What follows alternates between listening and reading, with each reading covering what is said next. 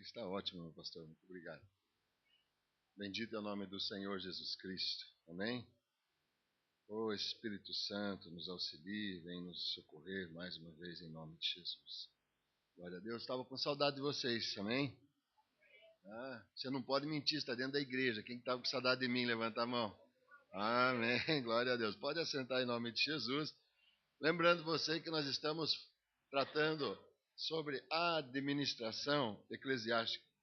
Eu tenho focado um pouco na administração pessoal e pedindo que você não confunda, porque você é templo do Espírito Santo, e uma vez que você é templo do Espírito Santo, você tem aí a obrigação de cuidar bem de você, das suas finanças, da sua vida, da sua família, do seu ministério, do seu chamado.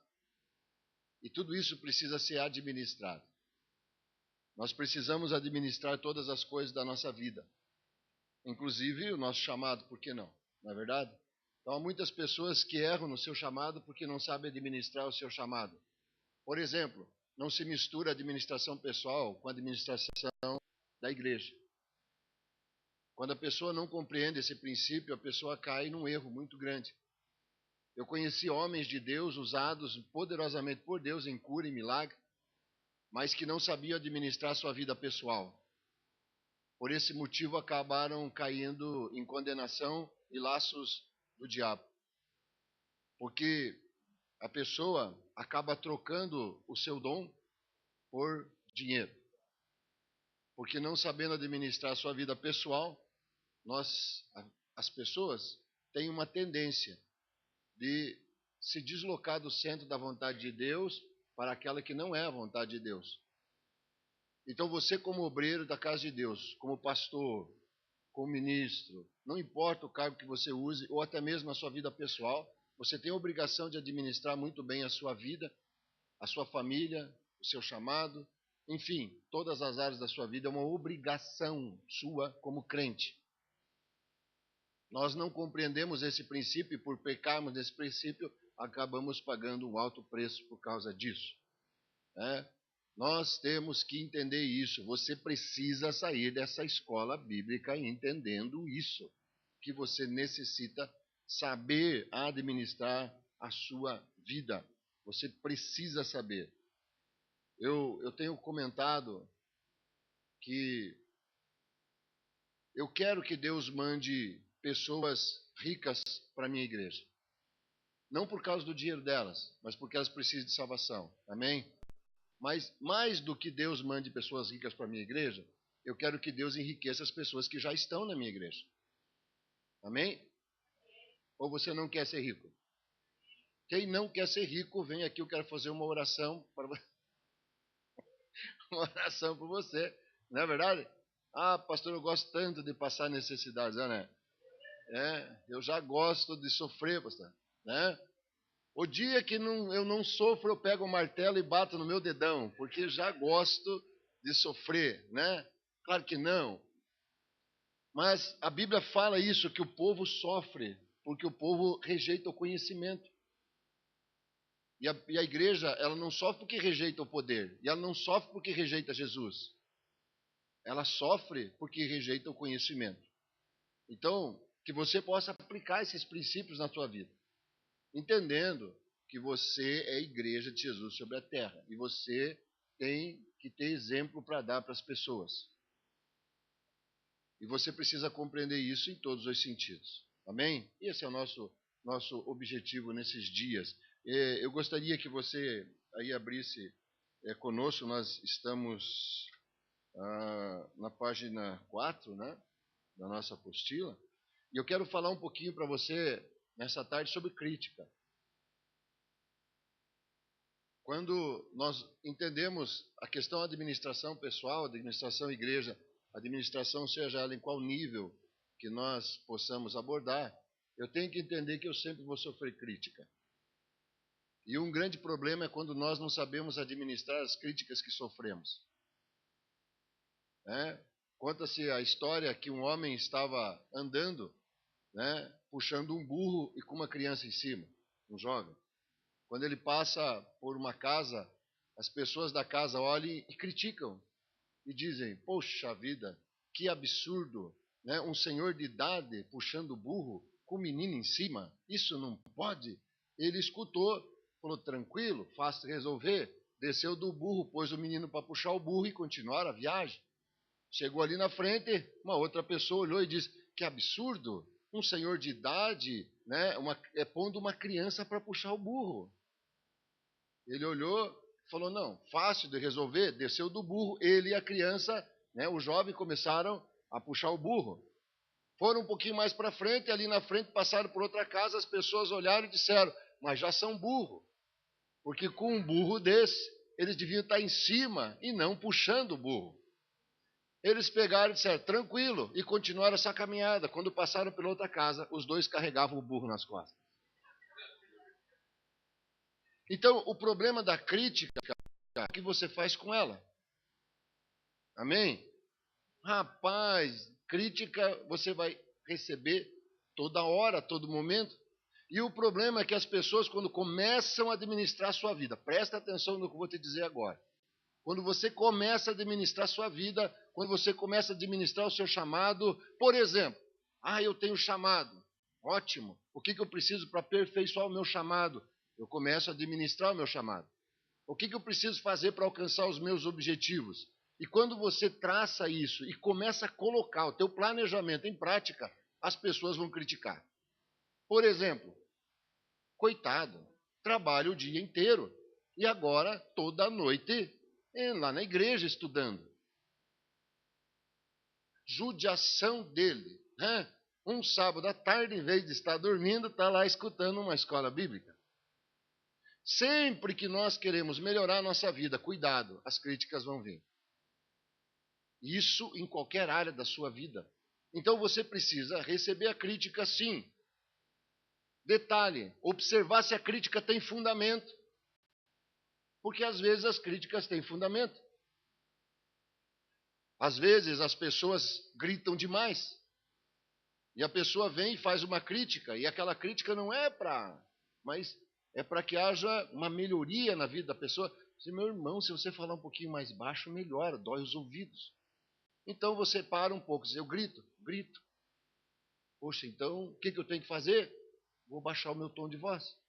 Então uma crítica pode ser muito bom para a nossa vida. Várias vezes fomos criticados, e pela forma como fomos criticados, né, nós tivemos um engrandecimento na nossa vida, quer ela emocional, quer financeira, quer cultural, quer espiritual, e nós vamos galgando. Se há algum arrependimento da minha parte também, foi de não ter observado as críticas de uma forma diferente quando comecei a minha caminhada com o Senhor Jesus. Eu era aquele velhinho puxando o burro, querendo fazer, né, agradar todo mundo, e no final era eu que carregava a carga. Então, você precisa compreender isso. Saiba lidar com as críticas. Amém? Então não se esqueça, faz parte disso. Você vê um problema. Vou mudar o meu problema. Traço um planejamento para mudar meu problema. Coloco ali as etapas da mudança desse problema. E eu começo a tomar uma atitude para mudar agora essa história, colocando o planejamento em ação. Rapaz, vai surgir pessoas criticando. Por isso é que você tem que ter exatamente uma direção daquilo que você vai fazer. O apóstolo Paulo chega e diz assim, quanto a mim, eu estou seguindo para um alvo. Que alvo era o dele? Jesus. Quando nós sabemos o nosso alvo, nós sabemos aonde queremos chegar, as críticas acabam não importando muito. Amém? A não ser que seja uma crítica para nos melhorar. Por exemplo, vamos supor que eu estou aqui pregando em inglês.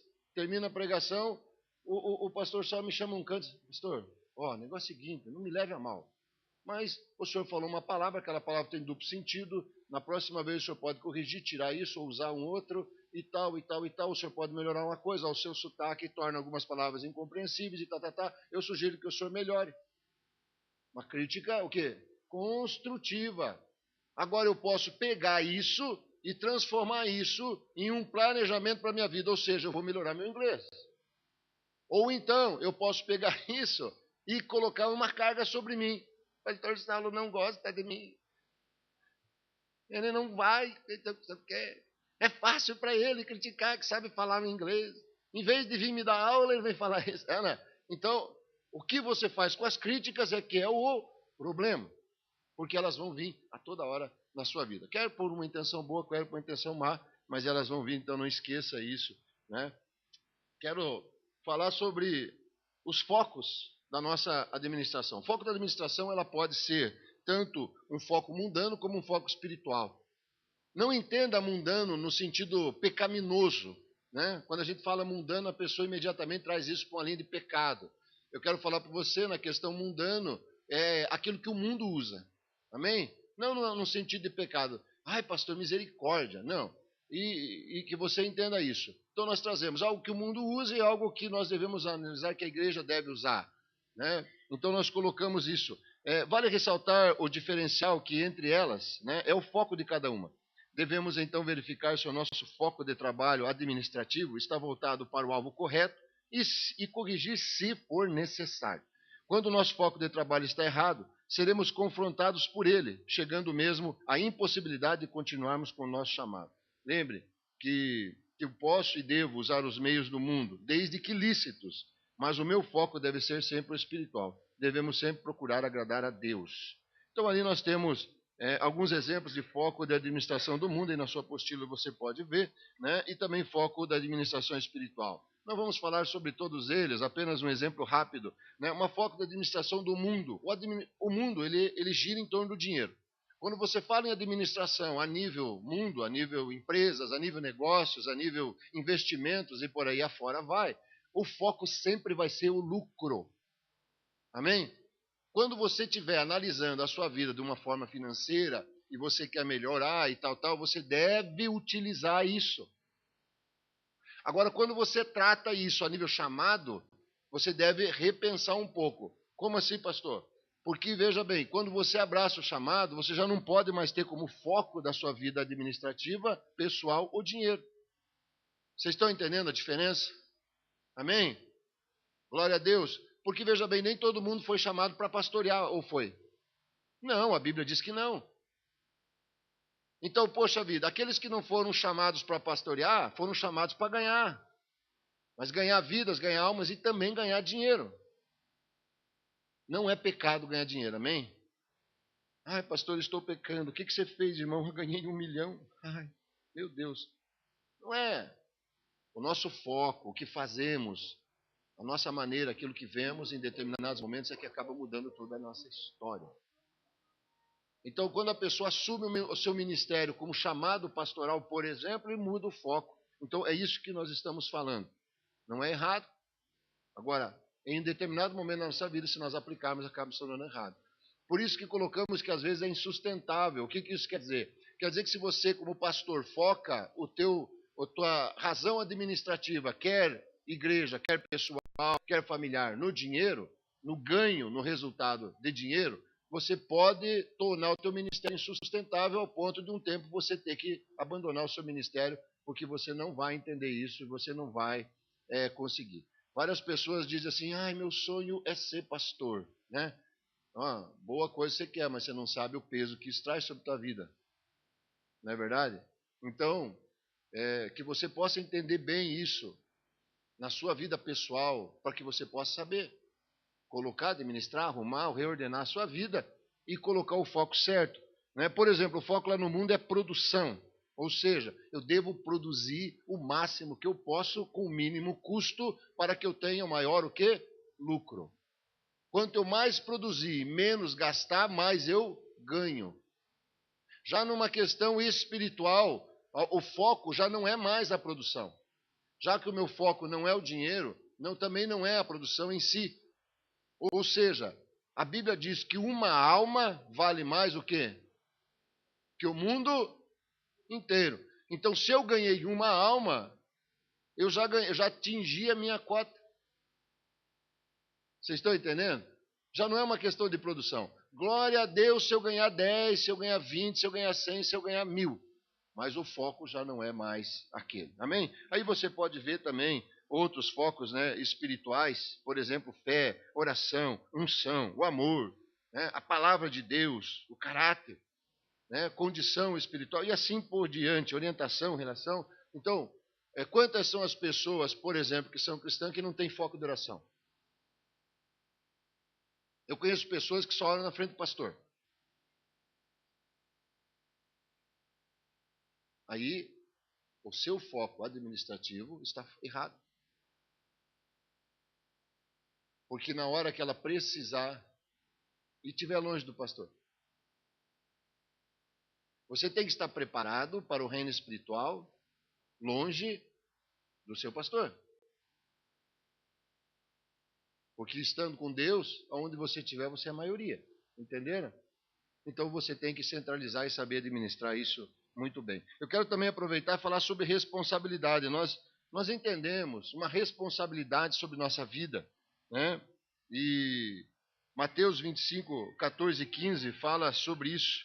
E diz: porque isso também é como um homem que, partindo para fora da terra, chamou os seus servos e entregou-lhes os seus bens. E deu a um 5 talentos, e a outro 2, e a outro 1, e a cada um segundo a sua capacidade, e ausentou-se para longe. Você está na casa de Deus, você tem uma responsabilidade, porque a você foi entregue algo. Ah, pastor, eu não recebi nada, né? Eu não tenho nenhum encargo, nenhuma responsabilidade na casa de Deus, nem diante de Deus, nem pelas coisas de Deus. Será? Claro que não.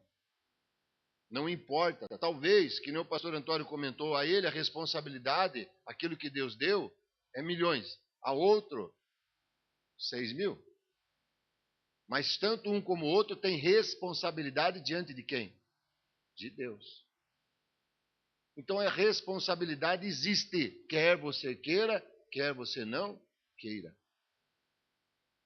E sabe que corre um risco de que aquele que fica escondendo seus talentos por medo, por fugir da responsabilidade, corre um erro muito sério, porque corre o risco de ficar fora.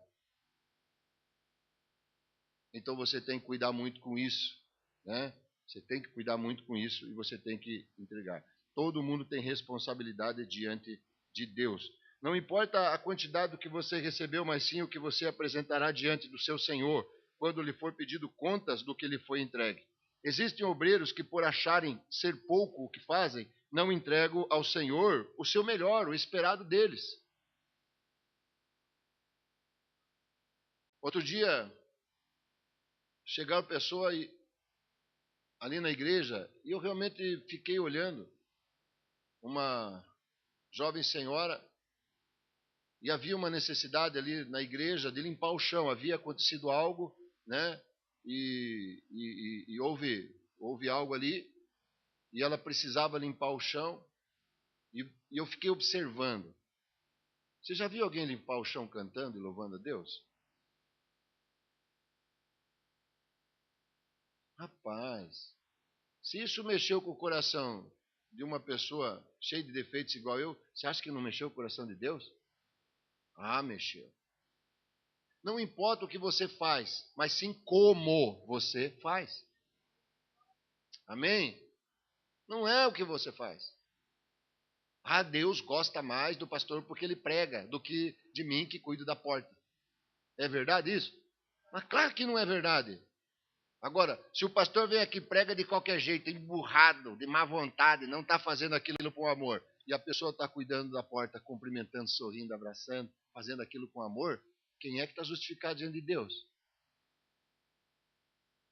Então, não é o que você faz, mas sim como o que você faz. Amém?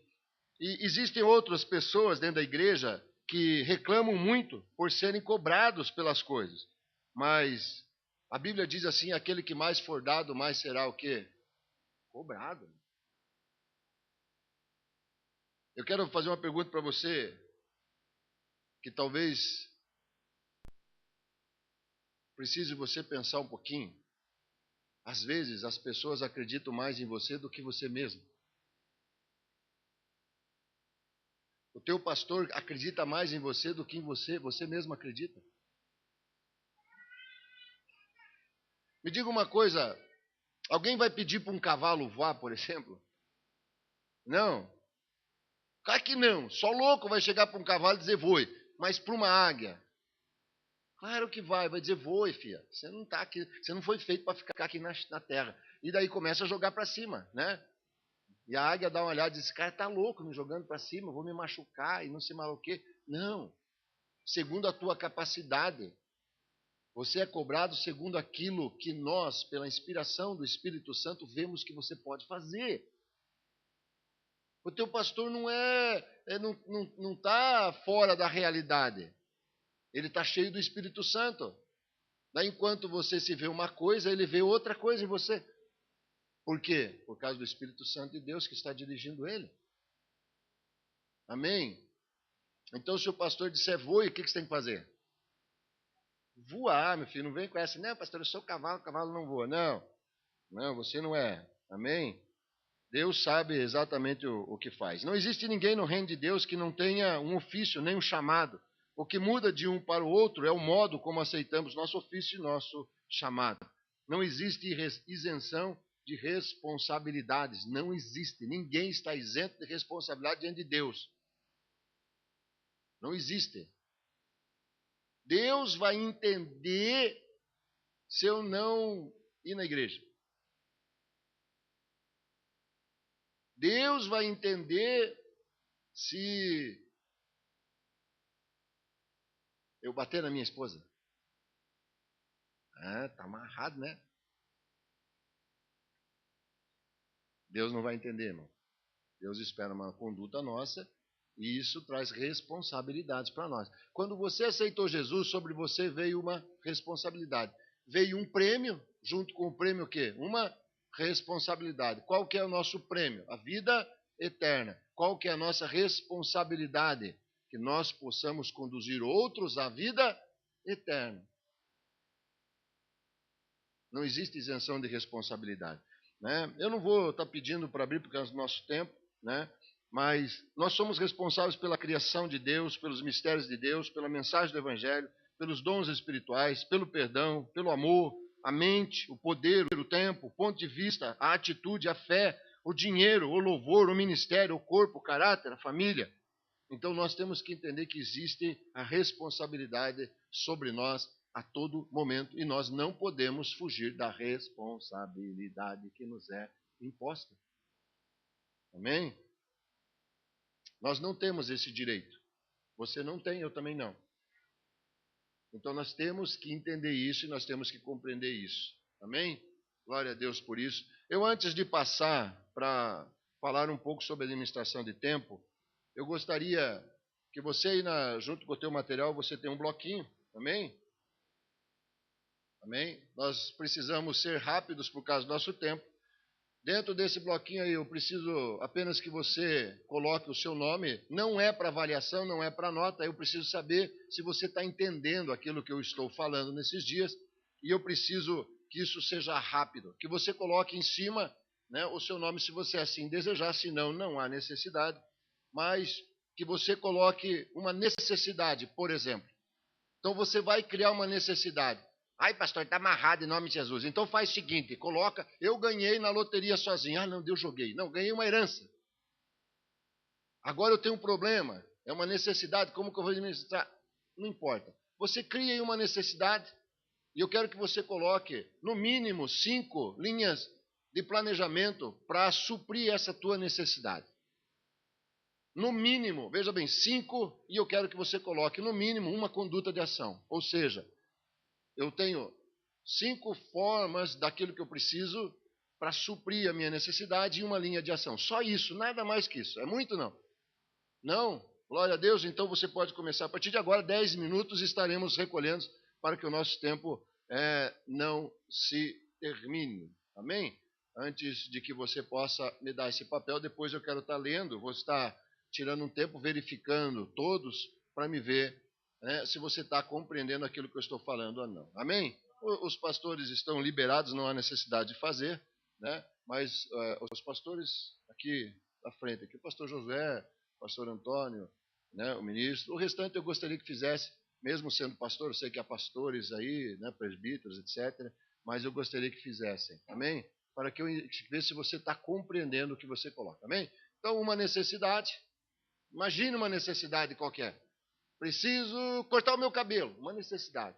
Uma dinâmica de planejamento, 5 formas que eu vou estar agindo, né? E uma conduta, ou seja, uma ação expressiva em cima disso, para que eu quero ver se você está compreendendo aquilo que estamos fazendo em nome do Senhor Jesus Cristo. Pode começar, e assim que estiver pronto, você pode se levantar e trazer até aqui e me entregar em nome de Jesus.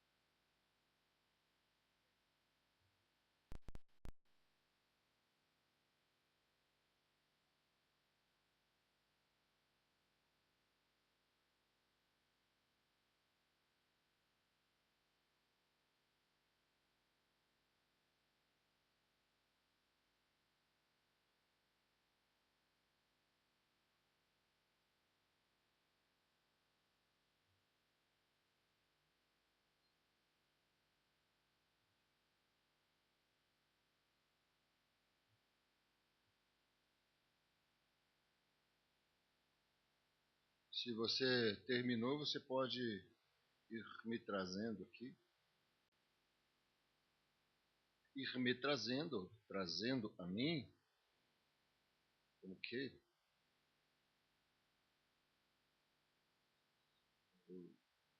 Mas pode fazer, temos tempo ainda.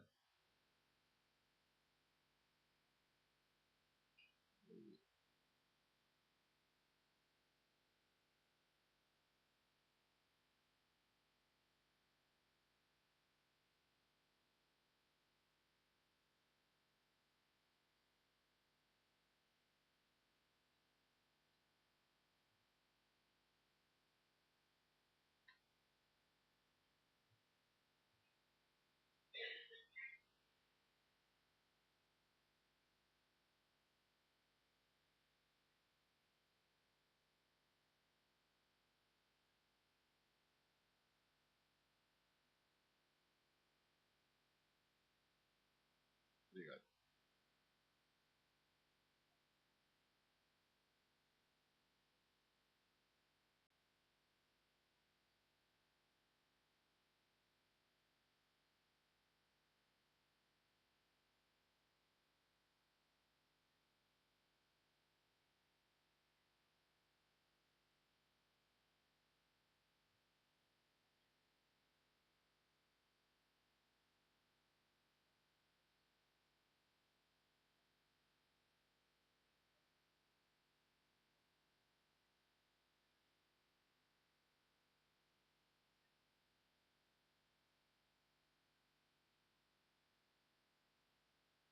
Muito bom. Essa moça que me entregou antes aqui, muito bom. Amém? Exatamente, entendeu bem. Né? Colocou as necessidades e colocou uma atitude para poder resolver o seu problema. Muito bom.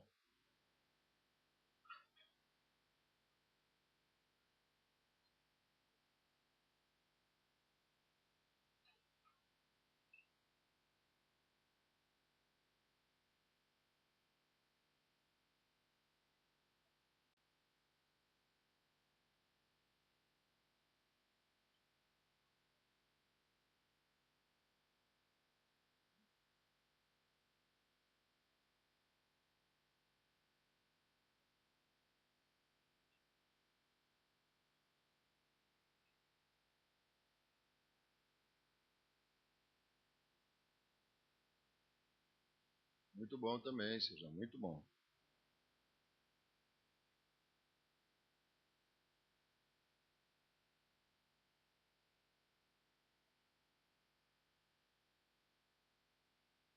Excelente aí, pastor Sal. Muito bom. Muito bom. Glória a Deus. Muito bom. Terminou? Pode trazer aqui. Não? Gente, eu não preciso ficar preocupado nem envergonhado. Não é para criticar você. Eu preciso só saber se você está entendendo para que nós possamos, né, a partir já, não sei se dando tempo já entrar no próximo assunto, ou se precisamos reforçar alguns pontos.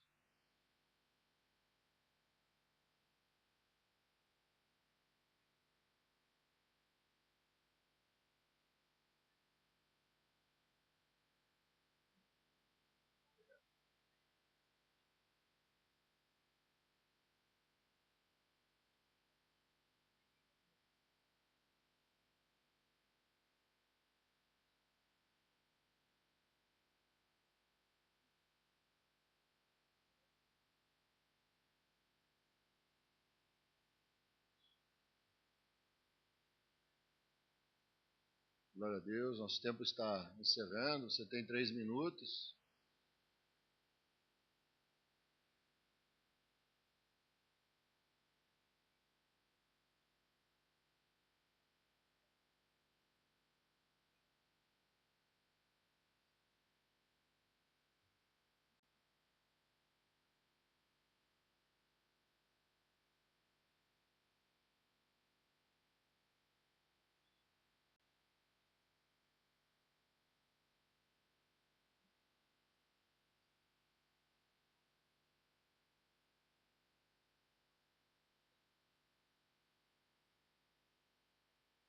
Você que fez aqui, menino? Ah, eu ia te dar um 10 aqui, um elogio. Dizer, mano, está elogiado de qualquer maneira.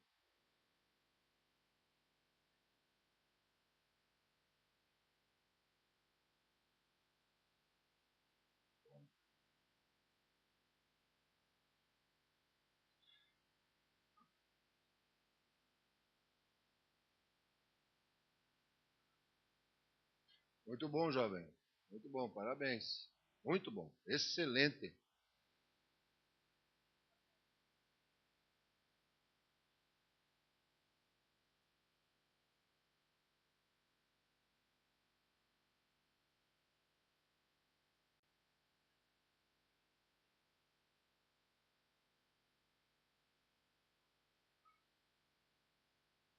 Todos entregaram? Temos praticamente aí 1 minuto e alguma coisinha. Obrigado.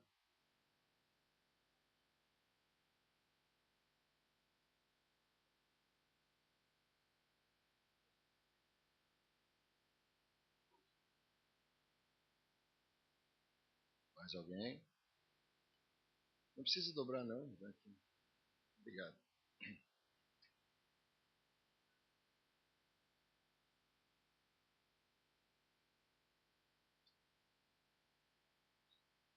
Aleluia. Glória a Deus. Amém? Falta alguém ainda, não? Temos mais alguém? Obrigado.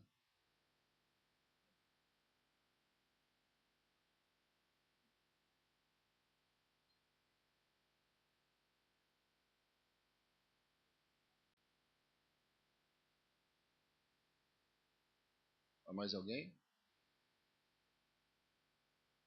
Todos já entregaram ou não?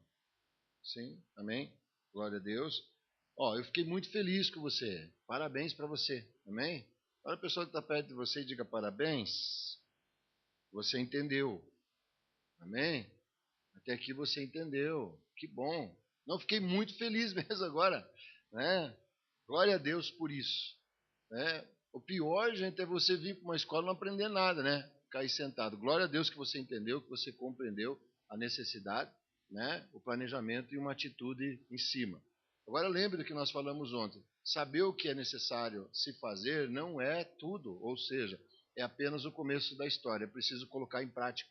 Uma vez que você viu agora a necessidade, você sabe o que precisa fazer, agora você tem que pôr isso em prática. Amém? Glória a Deus por isso. Nós temos ainda 10 minutos, é isso, pastor? É isso? 10 minutos? Então vamos entrar na administração do tempo. Amém? Glória a Deus. Mas fiquei muito feliz, muito alegre. Vocês estão com sono ou não? Não? Então se levante um pouquinho e dá uma esticada aí para dar uma despertada. Se porventura está com sono, estica um pouquinho, né? Faça um elogio para a pessoa que está do lado, faça qualquer coisa, né? Se o sono for muito grande, briga com ela. Faz alguma coisa. Aleluia. Aleluia. Glória a Deus. Amém. Pode se assentar então, vamos dar continuidade. Nós vamos estar falando um pouquinho sobre algo importante, né, na nossa vida, que é o tempo. Está na página 6 aí da nossa apostila, administração do tempo. Eclesiastes 3, 1 diz assim: tudo tem o seu tempo determinado e há tempo para todo propósito debaixo do céu. Sem dúvida nenhuma, o maior problema levantado no meio da liderança cristã é a falta de tempo para as diversas atividades que se fazem necessárias. Veremos então algumas verdades sobre o tempo. Primeira verdade, que existem várias, aqui estão listadas apenas algumas, né? Primeira verdade, o tempo não pode ser recuperado, o que passou não volta mais. Amém? O tempo não volta, irmão. Pastor Antônio falou sobre isso aqui na quarta-feira, terça ou quarta? Terça, né? Ele falou aqui sobre a formiga, né? Com muita propriedade.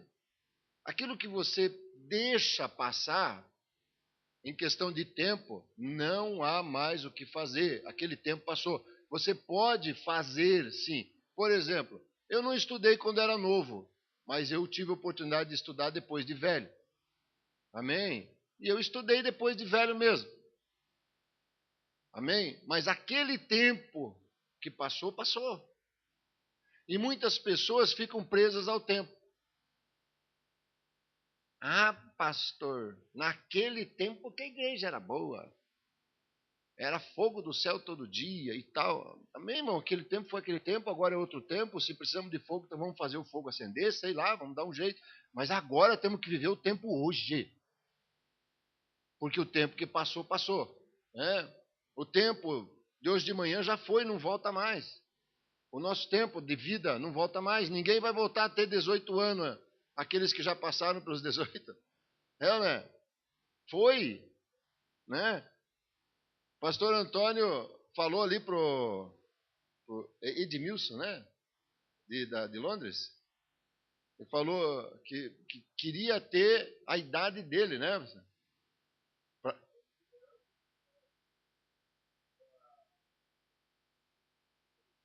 20, queria ter 20 anos com a experiência de hoje, porque ele esteve num lugar lá onde tinha mais de 20 mil pessoas, é isso, né, pastor? Se não fala a memória, aglomeradas num lugar. E o pastor olhou e falou: meu Deus, eu queria ter 20 anos com a experiência de hoje para ganhar esse povo para Jesus. Né? Amém. Ó, presta atenção, você tem 20 anos, 20 e pouco aí. Amém?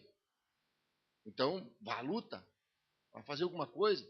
Porque senão depois, quando o tempo passar, você vai ficar muito triste porque o tempo passou. Não adianta. Um dia eu fui, eu fui aconselhar um casal, né? Eles estavam se pegando direto. Briga, mas briga, briga. Eu cheguei, sentei bem tranquilo. Aí olhei para eles, né? Recém-casados, 1 ano e pouco de casamento. Aí eu peguei e falei para ele: ô, você está em forma, hein? É verdade, senhor acha, pastor? Deu uma arrumada, falei: acho, tá, beleza. Eu olhei para ela: poxa, você também, está bem bonita, bem. Oh, verdade, pastor, que bom. E eu falei: agora é o seguinte, vocês não vão ter esse corpo a vida inteira. E os dois me olharam: mas o senhor veio aqui para nos aconselhar ou veio falar da nossa vida? Eu falei: não, mas eu vim aqui para aconselhar, agora presta atenção.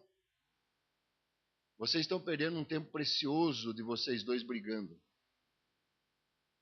Porque cada dia que vocês brigam e não se falam, não volta mais. E vocês vão esperar o quê? Vocês estarem com 90 anos para se acertar? Daí vai ser tarde para desfrutar um do outro. Aí para pensar. O tempo não volta. Aí eles pararam um pouquinho, colocaram a mão na cabeça, assim, se olharam e falaram: é mesmo? É mesmo? O pastor tem razão. Daí eu peguei e falei para eles, falei: gente, nesse último mês, quantos dias de bem, quantos dias de briga? Em 30 dias, mais de 20 dias brigando, depois mais um dia para se acertar. Quer dizer, que vida que vocês estão tendo, que vida íntima vocês estão tendo, que vida de casal vocês estão tendo. Vocês estão deixando o tempo passar. Aí vocês vão esperar quando para vocês estar... Vai ser tarde demais. Depois não adianta, o tempo não volta. Então o tempo não volta. O tempo não pode ser aumentado. 1 hora será sempre 1 hora. Aquela história, eu queria que o dia tivesse mais umas 2, 3 horas, né? Que resolveria o meu problema. Não resolve, mano. Não adianta. O dia vai ter 24 horas e ponto final. Não adianta. Você pode, às vezes, alongar um pouco um dia de trabalho, mas você não vai conseguir alongar para toda a vida. Porque cada hora a mais de trabalho é 1 hora menos de descanso. Mas mesmo que você trabalhe as 24 horas, elas terminam, 24 horas, começa um novo dia. Então não esqueça isso. 1 hora vai ser sempre 1 hora. Não vai ter mais. Não existe 1 hora de 1h05. Então aproveite bem o seu tempo. Amanhã eu vou começar a estudar. Eu vou ser engenheiro, daqui 10 anos eu vou começar a estudar. Daqui 10 anos você não sabe se vai estar vivo, você não sabe se vai ter condição financeira para isso, você não vai ter saúde para isso, disposição para isso. E assim por diante. Amém? O tempo é precioso, vale o meu salário. Ou seja, o tempo vale dinheiro. Porque, segundo o ensino que você tem na área administrativa, você não é pago pelo que produz em si, mas você é pago pelo seu tempo. Claro que se no seu tempo você produz mais, você deve ganhar mais. Simples assim. Vocês estão entendendo? Então, na verdade, quando você está trabalhando, você está vendendo o quê? Tempo. Porque no tempo que está trabalhando, você poderia estar fazendo outra coisa. E no momento que você está ali, você está vendendo o seu tempo para o seu patrão. Ou então, se você é dono da sua empresa, você está vendendo o seu tempo para você mesmo. E aí que vem um erro muito grande. As pessoas lutam para ter sua empresa e depois roubam a si mesmas. Quantos que eu já atendi que estavam com sérios problemas financeiros por causa disso? Precisamos compreender isso. O tempo gera a qualidade de vida. Quem administra o seu tempo vive melhor. A pessoa tem o seu tempo de oração. A pessoa tem o tempo de leitura da palavra. A pessoa tem o seu tempo de trabalho. A pessoa tem o seu tempo de lazer. A pessoa tem o seu tempo, enfim, ir na igreja, fazer essa atividade, fazer aquela. Quem consegue administrar isso tem uma qualidade de vida melhor de quem não consegue, mano. A pessoa que não consegue administrar o tempo, ela vive atribulada. Aí é fácil ver quem consegue administrar o tempo e quem não consegue administrar o tempo. Então, que você pense nisso. Uma pessoa, por exemplo, que vive chegando atrasada, ela administra bem o seu tempo? Não administra. E eu acho engraçado que as pessoas chegam atrasadas, por exemplo, no tempo do Senhor, na casa de Deus. Se ela tivesse uma entrevista de emprego, se ela chegar atrasada lá, o que acontece? Dançou. Mas na casa de Deus pode, né? Deus não liga. Deus não castiga. A Bíblia diz que porque Deus não usa de justiça imediata, o povo dá aquela relaxada, tranquilo. Deus não liga. Então nós temos que compreender isso. Amém? O tempo não pode ser guardado para outro dia. Então deve ser usado em sua totalidade a cada dia. O que isso quer dizer? Presta atenção. Se você for orar 15 minutos, ore 15 minutos. Use a totalidade do seu tempo de oração. Mas a pessoa diz, vamos para a igreja meia hora antes para orar. Mas a pessoa chega meia hora antes e vai conversar. Está usando o tempo de oração? Não está usando. Está usando o tempo de conversação. De oração, não. E já é bom, né? E quando a palavra está boa, então? E quando o pastor está no gás, está no fogo, e aquele irmão chega do lado e pergunta, e daí, vai trabalhar amanhã? A vontade de dar, né? Uma bênção apostólica. Ah, dá vontade? Na hora de ouvir, aquele é meu tempo de receber o quê? O alimento de Deus. Eu vou usar aquele tempo na sua totalidade, eu não vou economizar nada naquilo. Se eu vou estudar, eu vou usar, eu tenho que estudar, eu tenho que ir para a escola das 8 às 11. Ótimo. Então eu vou usar isso na sua o quê? Totalidade. Eu chego lá e me concentro no que eu estou fazendo. Usar o tempo na sua totalidade. Se é descanso, irmãos, o que você tem que fazer? Descansar. Eu vou descansar 20 minutos. E é 20 minutos que eu vou descansar. Ponto final. Eu falo para minha esposa lá, digo, segura o telefone. Não me passe o telefone, porque agora eu vou descansar. E eu vou lá, encosto, ponho os pés para cima, fico meditando, pensando nas coisas que vou fazer, reordenando a minha cabeça. Às vezes até dou uma cochiladinha. Dali a pouco, pronto para o combate. Eu usei os meus 20 minutos inteirinhos. Agora, vou descansar 20 minutos. A cada 2 toca o telefone. Eu usei meu tempo na totalidade? Não usei. Eu vou economizar meu tempo. Não faça isso. Você não consegue fazer isso. Amém? Sabendo o valor do tempo, devemos usar meios para a melhor utilização dele. Amém? Nós vamos dar continuidade mais tarde sobre a administração do nosso tempo, identificando prioridades na nossa vida e no nosso tempo. Estou muito feliz pela resposta, né, pelo feedback, é isso que fala, pastor? Pelo feedback que foi, né, mostrado aqui. Vocês estão de parabéns, muito obrigado pela atenção, continue assim, porque Deus ainda tem mais para falar com vocês.